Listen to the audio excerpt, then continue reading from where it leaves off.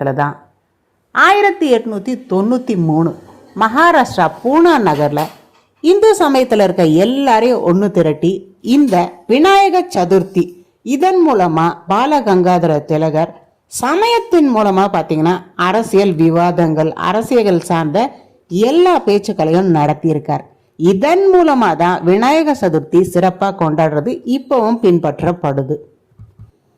சமயம் சார்ந்த, ஆன்மீகம் சார்ந்த விழாக்கள் நடக்குதுன்னு போது இதற்கான கூட்டங்கள் கூடுவதற்கான அனுமதிகள் ஆங்கிலேயர்கள் காலகட்டத்தில் இருந்தது. அதை ஒரு மையப்படுத்தி தான் இந்த விநாயகர் சிலைகள் வைக்கிறது, ஊர்வலம் நடத்துறது எல்லாம் அப்போ ஆரம்பிச்சது. பாலகங்காதர திலகர் அவரோட ஒரு பிள்ளையார் சுழின்னு கூட சொல்லலாம்.